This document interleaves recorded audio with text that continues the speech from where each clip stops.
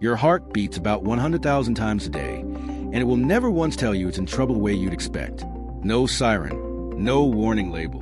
Just small, easy-to-ignore signals that most people brush off as getting older, stress, or just being tired. I've spent the last 12 years studying and working around heart health, and I can tell you the scariest part isn't a heart attack. It's the 6 months, sometimes 6 years, before it, when the body is quietly waving a red flag nobody's looking at. Stick with me for the next few minutes, because sign number 4 is the one almost everyone gets wrong, and it could be the one that matters most for you or someone you love. Before we start, I'm not here to scare you. Fear doesn't change behavior. Information does. What I want to give you today are 6 real, physical signs that your heart may be under strain. Explained simply, so you know exactly what's worth paying attention to and what's worth a call to your doctor. Let's get into it. Not the, I stayed up too late, tired. I'm talking about a bone-deep exhaustion that shows up even after a full night's sleep, or that hits you doing something that used to be easy. Climbing stairs, carrying groceries, walking the dog. Here's why this happens. When your heart can't pump efficiently, your muscles and organs get less oxygen-rich blood. Your body starts rationing energy without telling you why. Many people, especially women, report this as one of the earliest signs before a cardiac event, often weeks in advance. If tiredness feels disproportionate to what you're actually doing, that's worth noting. Getting winded during a workout? Normal. Getting winded folding laundry, walking to your mailbox, or even lying flat in bed? That's different. This happens because a struggling heart can cause fluid to back up into the lungs, making it harder for oxygen to move where it needs to go. Some people notice they suddenly need an extra pillow at night just to breathe comfortably. That's your body compensating in real time. If your socks are leaving deep marks on your ankles by the end of the day, or your shoes suddenly feel tight, pay attention.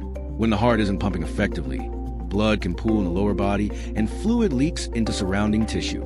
This is called edema and is one of the most visible, yet most dismissed, signs there is.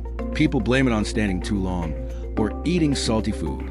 Sometimes that's true, but when it's persistent, it deserves a second look. This is the one everyone gets wrong. We've all been trained by movies to picture a heart attack as someone clutching their chest and collapsing. In reality, many people describe something much subtler: pressure, tightness, fullness, or even a burning sensation that feels like indigestion. It can come and go.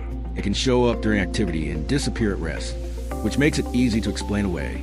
This is especially true for women, who are statistically more likely to experience atypical symptoms and, tragically, more likely to have them dismissed by themselves and even by doctors.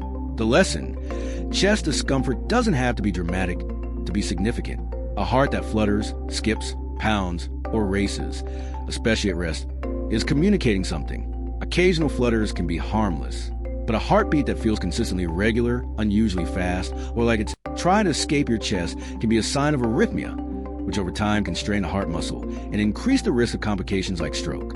If you can feel your own heartbeat without trying to, that's information, not something to ignore. Your brain needs a steady, strong supply of oxygenated blood every second of every day. When the heart's pumping power drops or blood pressure suddenly falls, the brain feels it first, often as dizziness, a lightheaded, graying out feeling, or in more serious cases, fainting. One dizzy spell after standing up too fast? Probably nothing. Repeated episodes, especially with any of the other 5 signs, that's your body asking for attention. Let's run through them one more time. Unusual fatigue, shortness of breath, swelling in the legs or feet, chest discomfort, even a subtle kind, irregular or racing heartbeat, and dizziness or fainting. None of these on their own is a diagnosis, but your body doesn't create patterns for no reason. If you're noticing 2 or more of these regularly, that's not something to Google at 2 a.m. and forget about by morning. That's something worth an actual conversation with a doctor. Your heart works for you every single second of your life, without a single day off. The least we can do is learn to listen when it's asking for help. If this video gave you something to think about, hit subscribe. Because next week, I'm breaking down exactly what your doctor is actually listening for during a routine heart checkup and why most people miss the questions that matter most. I'll see you in the next one.